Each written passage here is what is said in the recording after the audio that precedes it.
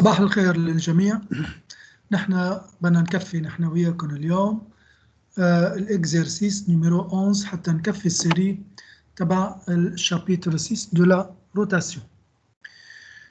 Un disque numéro 11 اللي هو un disque de diamètre 20 cm et de masse m est égal à 2 kg tourne à la vitesse de rotation de 200 rpm يعني rotation par minute. فإذا عندنا هيدي ما هي إلا فيتيس دو روتاسيون. هلا بنشوف كيف بنحولها لراديان بار سكوند. ان سيلندر كرو، شايفينه هيدا السيلندر الفوقاني، ان سيلندر كرو، انتبهوا لكلمة كرو، دو diamètre 20 cm et de masse de 1 kg tombe verticalement sur le disque et finit par avoir la même vitesse de rotation pour le disque, ou que le disque. Trouver la vitesse angulaire du système. فإذا كان عندي هيدا الديسك الأساسي de diamètre 20 cm وعنده ماس 2 كيلوغرام وكان عنده فيتاس دو روتاسيون كونستانت. يعني من جديد انتبهوا للي بدي اقوله. إذا الفيتاس دو روتاسيون كونستانت يعني معناتها son accélération angulaire est égale à 0. يعني السوم دي مومون اللي هو اي تيتا سكوند est égal à 0. يعني السيستم est isolé en rotation. دغري راح بالنا لوين؟ لعند الكونسيرفاسيون du moment cinétique. Nous avons considéré un cylindre creux كمان de même diamètre et de masse de 1 kg qui tombe verticalement. طبعا الفيتاس initiale du cylindre creux est nulle et finit par avoir la même vitesse de rotation finale. إذا بدكم هون زيدوا كلمة finale هون. بعدين trouver cette vitesse angulaire finale du système. Trouvons cette vitesse angulaire finale du système.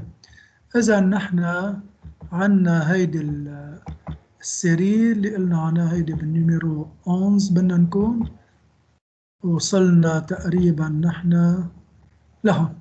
هذا السيلندر اللي شايفينه اللي هي البارتي اشوري ديسك بلان ونزلنا السيلندر كرو.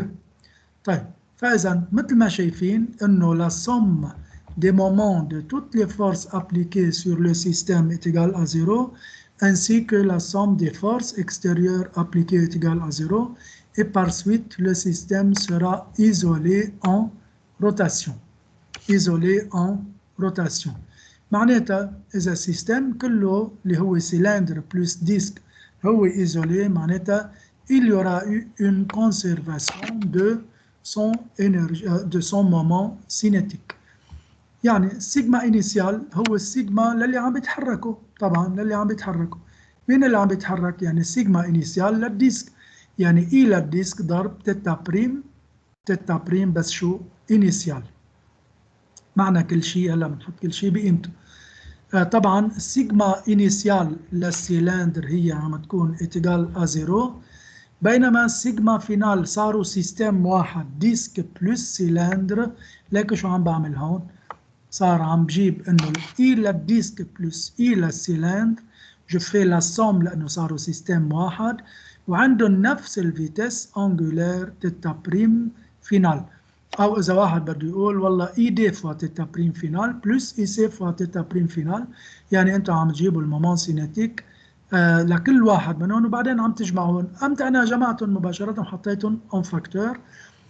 Donc, sigma initial est égal à sigma final et par suite, voilà la forme finale de cette équation telle que je tire à partir de cela la vitesse angulaire finale, اللي هي ID sur ID plus IC multiplié par θ prime initial.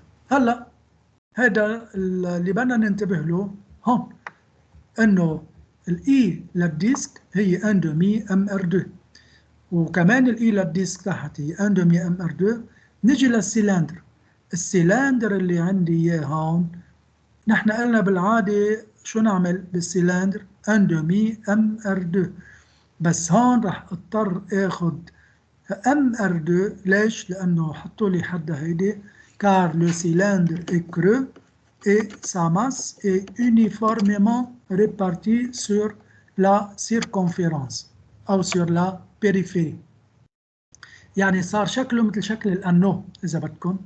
فإذا بعمل الكالكول هون، بحط كل شيء بقيمته كمان هون، بيطلع عندي جو سامبليفي لي ريون دو بار اي دوتر، بيطلع عندي تيتا بريم فينال ايجال 10.47 نيوتن. هلا في شغله كان لازم انا اقول لكم عنها، ما بعرف اذا بعدها موجوده او رح اعطيكم اياها بالريمارك. بلا هي ذاتها التيتا بريم انيسيال شو هي؟ هي قايل لنا والله انه هيدي 200 ار بي ام تبعنا كيف؟ راوند بير مينوت او بسموها هيدي بالانجليزي او روتاسيون بار مينوت، اللي هن 200 روتاسيون بكل دقيقه. بدي اضرب ال 200 بشو؟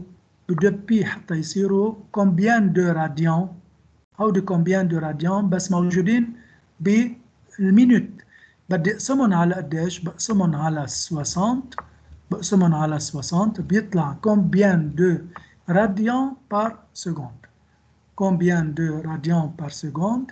فاذا من هلا ورايح هيدي طريقتنا. اذا اعطونا الفيتاس انجولار بالار بي ام، صار علينا انه نضربها بدو بي نقسمها على 60. فاذا لا فيتاس كانت الفيتاس انجولار، انتبهوا شوي، كانت الفيتاس انجولار انيسيال 20.94 راديان بار سكوند، صارت الفيتاس فينال 10.47. لاحظوا قديش نزلت؟ ليش نزلت؟ لانه هو ماشي الديسك، نزل عليه هذا السلندر، زادت الماس، تقلت همته، زادت المومون دينيرسي، معناتها نزلت الفيتاس انجولار، صارت الفيتاس انجولار فينال انفيريور على فيتاس انجولار انيسيال.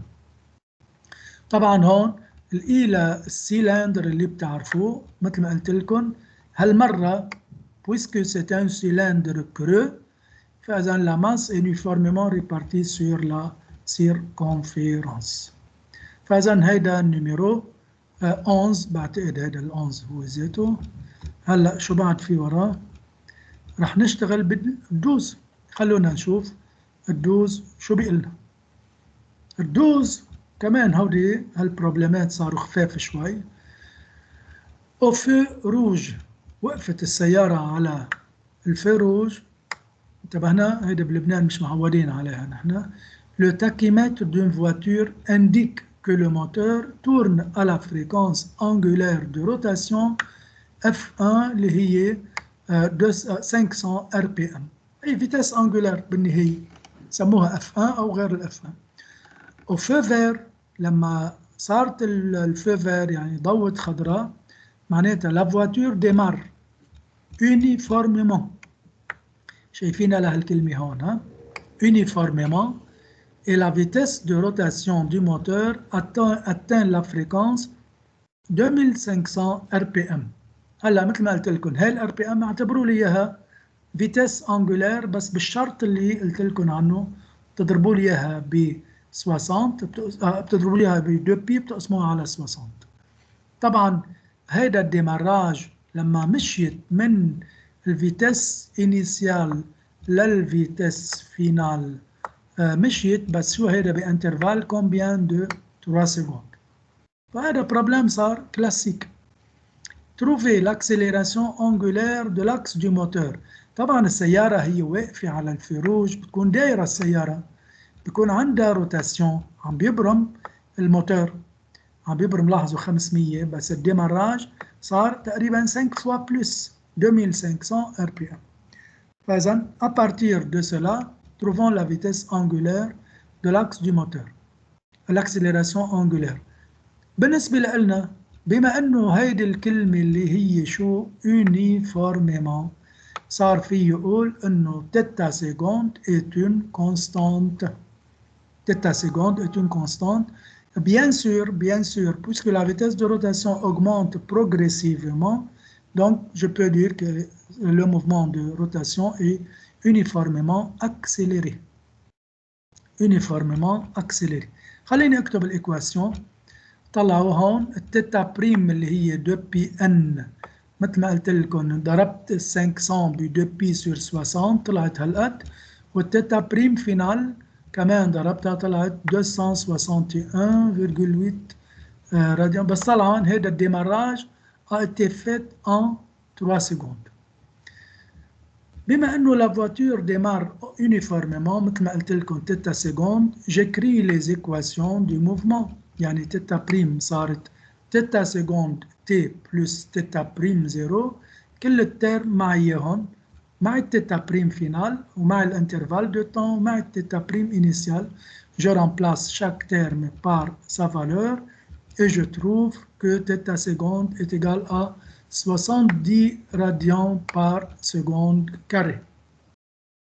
فإذن هيدي l'accélération angulaire du mouvement de rotation du moteur pendant cet intervalle de temps de 3 secondes.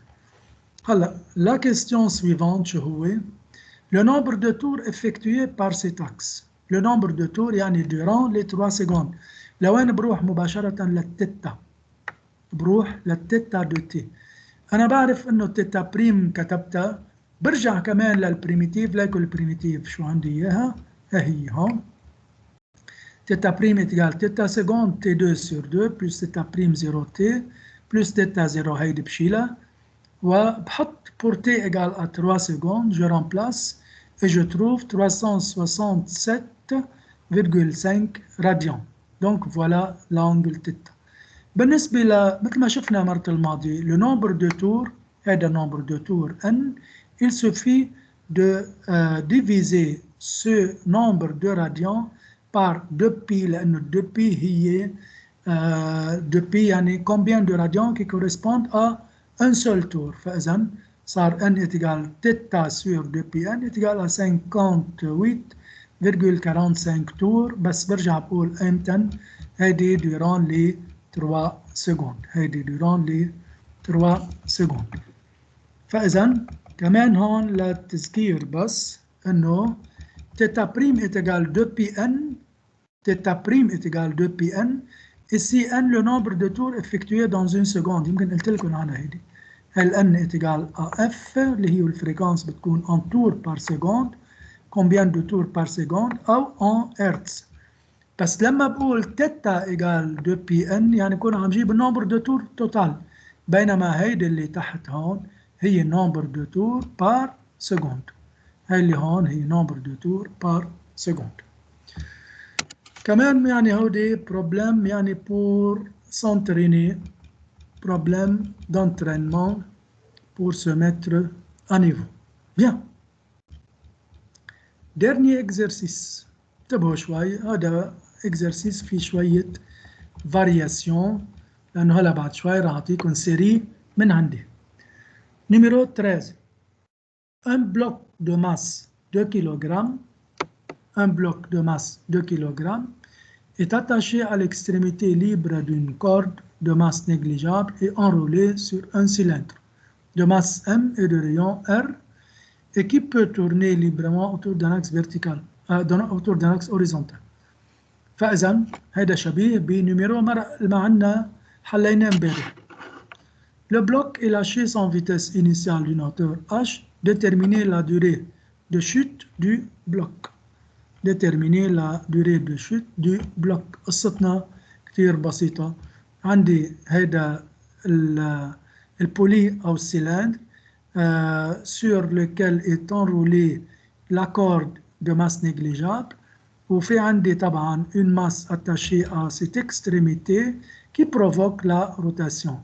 طبعا le mouvement de translation de la masse M هي vers le bas، والروtation sens positif de rotation هو شو عم بيكون dans ce sens. أكيد مش يعني مش على كيفنا، أكيد أنتوا لازم تعرفوا. نفس القصة mouvement de translation طبقها sur M، يعني مجموع الفورس بيساوي MA بيساوي MG plus T اللي عندي إياها هون. بعمل projection vers le bas dans le sens positif du mouvement بيطلع لي هيدي الإكريتور. بيرجع كمان بدي جيب الأكسلراسيون لينيير ولا angulaire، بلاقي قدامي الفاكتور qui gêne c'est la tension. Ensuite, j'utilise le principe fondamental de la dynamique en rotation.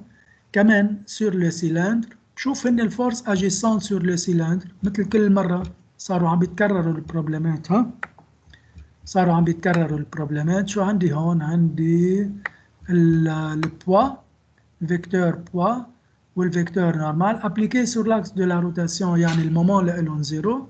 ما عندي الا تي بريم هي ست تنسيون كي كوز لا روتاسيون. طبعا المومون بيساوي الفورس ضرب الديستانس ضرب الانجل بيناتهم. فاذا راح احط المومون مثل ما انكم شايفينها هون. بعد ما حطيت البرنسيب فوندامنتال ما بقى عندي الا مومون ل تي بريم. كثير منيح. Je développe maintenant T prime. شو بتساوي مون ل T prime؟ هي T prime fois R fois sinus pi sur 2 est égal à I تيتا سيكوند. شايفينها هيدي ال I اللي فوق هون، هي ال I اللي هون، انتبهنا؟ وحطيناها ال I بقيمتها، حطينا التيتا سيكوند اللي هي A sur R. مثل ما قلنا طلع لي من وراء هي الإكريتور إنه T égale T prime est égal à MA sur 2. Ensuite, je remplace T' qui est égal à T par sa valeur dans le principe fondamental de la dynamique en translation. يعني هون فإذا صار يطلع عندي mg moins ma égale ma sur 2. باخد اللي هن فيهم a en facteur et je calcule l'expression de a. Ensuite, je tire l'expression de a, ensuite je la calcule et je trouve que a est égal à 8 mètres par seconde carré, c'est-à-dire que le mouvement est uniformément accéléré de translation pour la masse m. pour la masse m. كتير منيح. بينما طبعا فيكم تجيبوا الاكسلراسيون انجولير لمين؟ للبولي. بتقولوا a égale r θ seconde. a égale r θ seconde. bien. هون عندي بهيدا الاتجاه بيقلنا جيبوا لي الفيتاس انجولير، والله نسيت شو بدنا نحن. جبنا لا دوري دو شوت. لا دوري دو شوت قصتنا سهله صارت لانه صار بروبليم مثل يعني الديناميك دو بوين ماتيريال. طبعا الماس او كور دو موفمون مثل ما قلت لكم ام جي بلس تي اتيغال ام ا. هون شو عملنا؟ اخذنا السنس بوزيتيف، هيدي الاوريجين دو بوتنسيال، والسنس بوزيتيف شايفينه هون لفوق. طبعا الأ مثل ما شايفين الأ نزول والسنس بوزيتيف لفوق، معناتها A égale à moins 8 mètres par seconde carré. الأ اللي هي 8 en module فوق، en module فوق. شو صارت عندنا هون؟ صارت عندنا égale à moins 8 لأنه شايفين الفيكتور A كيف نازل نزول، وعندنا سنس بوزيتيف لفوق. فإذا V égale AT والY égale AT2 sur 2 plus Y0. هون بدنا ننتبه لأنه AT égale à 0. ليك وين كانت الماس؟ كانت على هوتور قديش؟ Y0. كانت على هوتور Y0. فإذا رح أحط كل شيء بقيمته. or AT égale à 0 Y égale Y0 est égal à H. فإذا ليكوا شو صارت الإكواسيون اللي قدامي تبعت ال Y اللي هي 1 demi AT2 بلس H، يعني moins 8T2 sur 2 بلس H. لما بنوصل للسول معناتها شو صارت ال Y؟ au sol Y est égal à 0 et par suite je fais le calcul، يعني H est égal à 4T2 est égal à 0,5 secondes. C'est la durée de chute de 1 mètre. C'est la durée de chute du bloc de masse petit m sur la verticale pour un parcours correspondant à une hauteur est égale à 1 mètre. نحن بهيدا الاكزرسيس عمليا بنكون خلصنا الاكزرسيس اوفيسيال لهيدي للشابيتر اللي عطيتكم اياه. لكن انا شو عملت؟ في عندي سيري ديكزرسيس كنت اعطيها بالماضي وهلا ما في الا ما اعطيكم اياها، ولكن راح يكون لكل بروبلم الانونسي موجوده والسوليسيون. طيب فاذا نحن خلصنا هيدي السيري ورح ننطلق لشغله جديده اللي هي exercice supplémentaire pour la rotation. أول شيء عندي exercice numéro 1. exercice numéro 1. une tige OA. لك وين هيدي الأو وهيدي الآ طايرة لما عملنا فوتو كوبي لهيدا طارت التيج OA de masse M égale 1 kg et de longueur est égale à 0,6 mètres. Et de moment d'inertie est égal à 0,12 kg par mètre carré. Tourne autour de l'axe horizontal passant par delta شايفينها هاي الدلتا هون وهذا الاكس بيمرق بهالبوان هيدي بس c'est un axe horizontal كتير منيح. Une boule de masse 5 ou 0,5 kg se déplace sur la trajectoire curviligne BC. لك وين من هيدا التراجكتوار كيرفيلينيا بي سي مشيت هيك ووصلت لهون. نشوف شو صار. entre en collision يعني هيدي البول entre en collision avec la tige à la position verticale OC. إذا شو صاير هون بهيدي الرسمة؟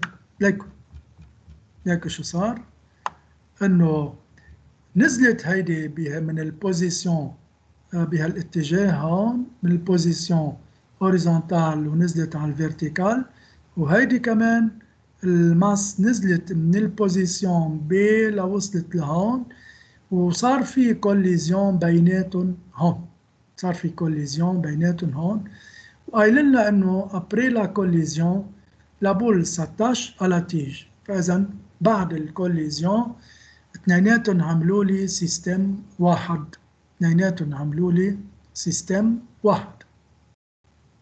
فاذا عمليا التيج نزل من فوق وصل للفيرتيكال. على وصلته على الفيرتيكال كانت واصله البول اللي نزلت من البوان بي وصار في كوليزيون بين الماس بين البول والتيج وبعني بقول الكوليزيون a été faite juste à la position verticale. juste à la position verticale. bien كتير منيح. فإذا هاي الفينومين هيدي الفينومين. Premièrement, montrer que θ' de la tige à la verticale est 7,07 radians par seconde. يعني قبل ما يصير الكوليزيون برهنوا لي انه هيدي التيج ما غيرها هيدي التيج اللي عندها سنتر دو ماس au milieu de la tige هي جي نزلت لما نزلت على الفيرتيكال avant de toucher le bloc يعني قبل ما تضرب بهيدا البلوك اللي هون montrer que sa vitesse initiale est égale à 7,7 radians par seconde. خلينا نشوف الحل. هون يعني en absence de force de frottement l'énergie mécanique initiale est égale à l'énergie mécanique finale بعد ما في شك والسيستم اللي عم باخده هو التيج لحالها. يعني ليكو هون الانيسيال لما كانت هون كلها سوا والفينال لما وصلت لي لهالبوزيسيون فيرتيكال. هيدي الانيسيال وهي الفينال وبعدني بقول بعدنا افون لو شوك. بالانيسيال كانت البوين جي على ديستانس شو الانرجي بوتنسيالها ام جي ال والانرجي سينيتيك لها زيرو لانه اليتا انيسيال a été lâché sans vitesse initiale. والانرجي ميكانيك فينال للسيستم لما وصلت للفيرتيكال كان عندها 1 demi I θ prime carré plus l'énergie potentielle mgl sur 2. ليش mgl sur 2؟ شايفين البوان جي اللي كانت أول مرة على هوتور كانت على هوتور L من فوق لتحت. هالمرة قديش صار الهوتور؟ هيدا الهوتور هو عمليا L sur 2. Alors, je fais le calcul et je tire la valeur de θ'. Je tire la valeur de θ'. راح تطلع معي θ' est égal à 7,07 radians par seconde. Bien. إذن هيدي عملنا l'énergie mécanique pour le système qui est la tige et rien que ça. وبعدني بقول إنه كل شغلنا avant le choc. وهذا cela me permet de tirer la vitesse angulaire de la tige avant le choc. طيب رجعوا لي لفوق. Partie B. Après la collision, la vitesse de la boule est de 3 mètres par seconde. Yani juste après la collision, la vitesse de la boule était de 3 mètres par seconde. طيب on détermine la hauteur H initiale. Déterminer la hauteur H initiale. يعني كانت ال V هي 3 متر بار سكوند. بدنا نجيب من هون الهوتور انيسيال. طبعا الفيتس انيسيال للبي هون اتيغال ا 0. الفيتس انيسيال اتيغال ا 0. هون في غلطة صغيرة. حطوا لي هون يا شباب هون افون. بعدنا افون لو شوك. هيدي افون. هيدي طلع في غلط هون. فإذا avant la collision la vitesse de la boule est de 3 mètres par seconde. كمان هيدي بسيطة قصتنا. إنه وصلت لهون avant le choc. البول وصلت للبوان C كان عندها vitesse linéaire sur la tangente est égale à 3 mètres par seconde. Déterminer la hauteur initiale. يعني من أي hauteur كانت جاية. شو بعمل أنا؟ باخد البوزيسيون انيسيال هون والبوزيسيون فينال هون بكل بساطة، وبطبق الانرجي ميكانيك. بعدني عم بقول هون ما في عندي شو أي شيء من الكوليزيون. بعد ما صار الكوليزيون وصلت التيج، عرفنا بأي فيتس، وعرفنا الفيتس وعرفنا البول بأي فيتس، ولكن عم بيقول لي قديش كان الهوتور اش. لكن هون شو قصتنا بالبارتي بي. هون بالبارتي بي عندي الانرجي ميكانيك انيسيال يعني او بوان بي، صارت الانرجي ميكانيك فينال او بوان سي. بالبوان بي كان عندي ام جي اش انرجي بوتنسيال لانه با دانرجي سينيتيك لنا، بينما بالبوان سي كان عندي فيتس لإلها وما بطل عندي انرجي بوتنسيال لانه ام جي اش والاش اتيغال ا 0. À partir de cette égalité, je peux déduire la valeur de H اللي هي 0.45 متر. هون يا شباب يا ناس يا عالم، هيدي اللي عم بقلكن عنها، هيدي الإكواسيون مش تقعدوا تتفرجوا لي عليها إذا بتريدوا. هي بعد ما تفهم البروبلم تاخدوا لي هالإكواسيون هيدي وأنتوا بتطلعوا لي الفيتس angulaire initiale de la tige. ونفس الشيء هون انتم بتطلعوا لي الفالور دو لا هوتور اللي هي 0.45 متر. هيدي شغلتكم. طيب فاذا لحد هلا بعد ما في شيء استخدمنا التيوريم للانرجي ميكانيك لهون وهون. طيب وين صار هالكوليزيون؟ صار هالكوليزيون بالبارتي سي. déterminer θ' du système juste après la collision. هون بدنا ننتبه شوي. أول شيء قال لي تتابريم دو سيستم.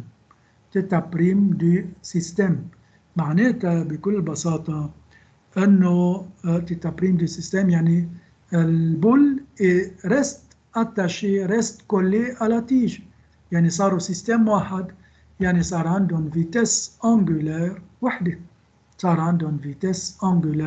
وحدة. فإذا هون صار الشوك يا شباب. ليقول لي هالشوك شو قصته؟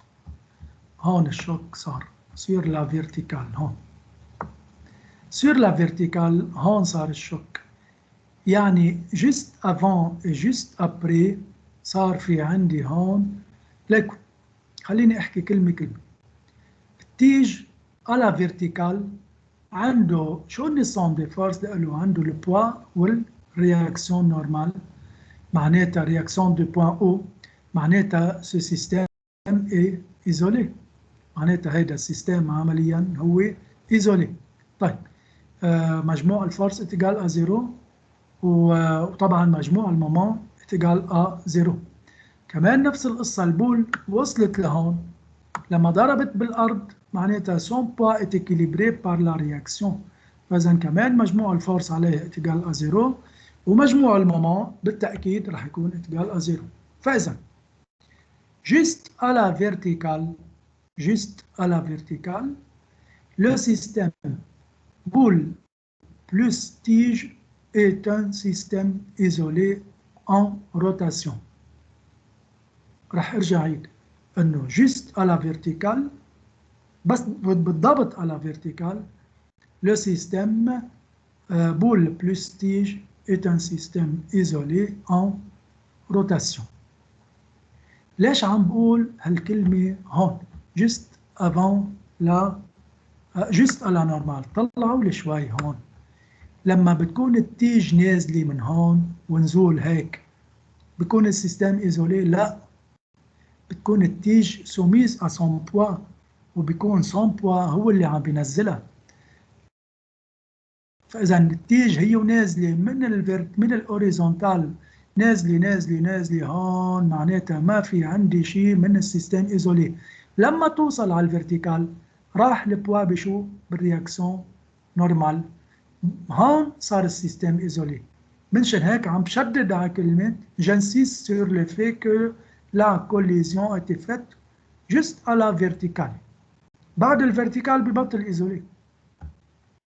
طيب هيدي ملاحظة كتير مهمة. فإذا مثل ما قلنا لكم انه à la verticale, système isolé somme des moments est égal à 0, il y aura une conservation du moment cinétique. يلا طيب قبل ما نضرب مين السيجما انيسيال؟ مين اللي عم بيتحركوا على تا انيسيال؟ ما في الا عندي شو؟ البول. والبول عندها مثل ما قلت لكم ام في ار، والار اتجال ا ال، لانه وين البول؟ البول على طرف التيج دو لونغور ال وبعيد على الاكس دو روتاسيون ال، فاذا عندها ام في ال. كثير منيح. هيدي للبول. طيب مين في غيرها كمان عم بيتحرك؟ كمان عم بيتحرك شو هو؟ عم بيتحرك التيج. لانه نزل كمان، هو خبط من الفيرتيكال، خبط من الاوريزونتال على الفيرتيكال، وعنده مومون دينيرسي مومون سينيتيك هي اي تيتا بريم انيسيال. اي عطينا اياها 0.12 بار هيبوثيز، والتيتا بريم انيسيال اون لا ديجا كالكولي. فاذا طلعت السيجما انيسيال للتيج كمان 0.84 كيلوغرام متر كاري بار سكوند. فاذا في عندي وحده جايه من الشمال على اليمين اللي هي البول، ووحده جايه من اليمين باتجاه الشمال اللي هي التيج. هون بدهم يخبطوا ببعض. طيب السؤال، السيستم بس يعلقوا ببعضهم، مين بدهم يطلعوا باي اتجاه؟ ادروات واغوش؟ بدهم يطلعوا باتجاه اللي عنده مومون سينيتيك لو بلو جران. انا شو بعمل ساعتها؟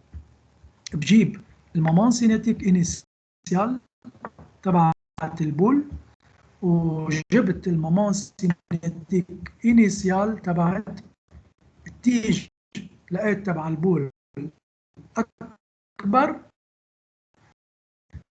معناتها السيستم شفتوا كيف يروحوا باتجاه يرجعوا التيج لورا،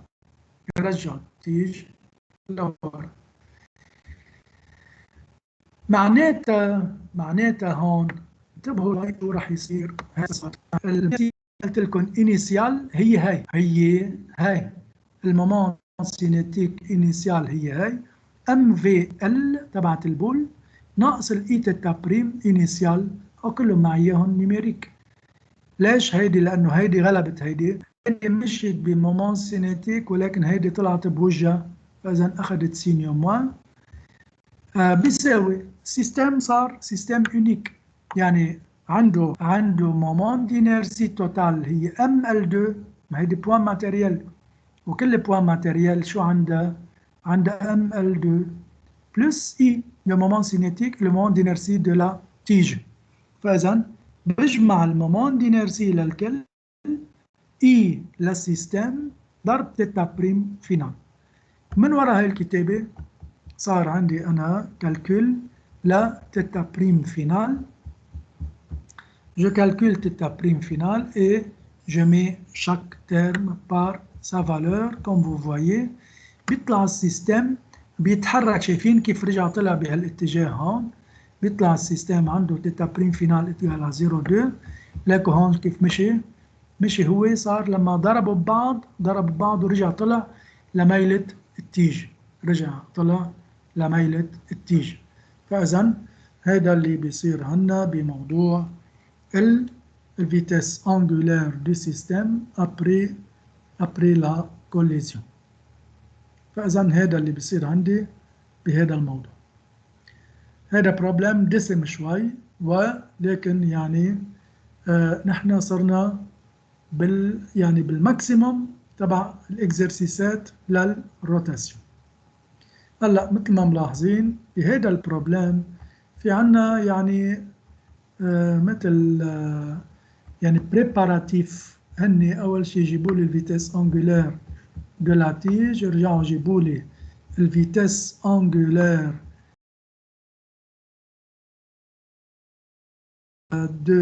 à partir de laquelle la boule se déplace ou commence son mouvement، ومع الفيتيس. فإذا مع الفيتيس لينيير تبعت البول صارت، ومعي كمان الفيتيس أنجولار دو لا تيج.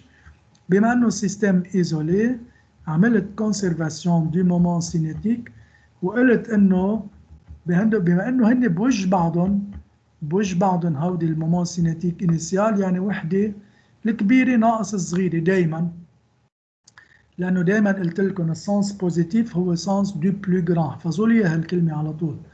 سنس بوزيتيف دو مومون دي فورس، او دي مومون سينيتيك هو عم بيكون suivant le sens du plus grand.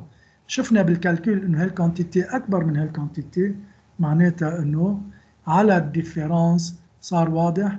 نرجع بناخذ بانه هي مومون سينيتيك انيسيال بعملها ايجاليتي مع الفينال، وبطلع الفيتيس انجولار دو سيستم كله سوا. فاذا هذا فيما يتعلق بالاكزرسيس supplémentaire numéro 1. Exercice supplémentaire numéro 1. طيب بالهيدا الاكزرسيس supplémentaire numéro 2 اللي راح اعمله انا ما راح تقل عليكم اليوم لانه منا اونلاين نحن. فحلينا 3 أعمال هودي من بقية الشابيتر، وحلينا بروبلم مهم من هودي اللي عم بقلكن عنهم. فإذا وبقي عندي هيدا البروبلم، طبعا في غيره بس هيدا البروبلم كمان بروبلم شوي بده شغل، وهيدا هو ذاته البولي ا دو جورج، بس رح نحله باثنين أكسي، يعني اللينيير والروتاسيون مع بهي طريقة، وطريقة الانرجي ميكانيك كونسيرفي كمان هيدي طريقة تانية. منشان هيك مرة الجاية وهذا فيكم ليه على فكرة، انتو مرة الجاية فينا نحن نبلش من الاكزرسيس هيدا النيميرو 2 بالسوبليمونتير، ونرجع في عندي بعد شي 4-5 اكزرسيسات، وساعتها بنبلش نحن بشابيتر جديد اللي هو بده يكون غير الميكانيك. هالمرة مثل ما قلت لكم هالمرة ما تقلنا عليكم، لأنه يعني بدنا نحاول نشتغل نحن وياكم بهدوء نظرا للضغط اللي انتم عم تعاني منه، ولكن المطلوب منكم يعني تمشوا بالفيتس لينيير وانجولار اللي انا ماشي فيها، لا نوصل لمرحله انه نعمل تغطيه شامله للبروجرام. من هلا لوقتها بتمنى لكم انا اوقات سعيده والى اللقاء.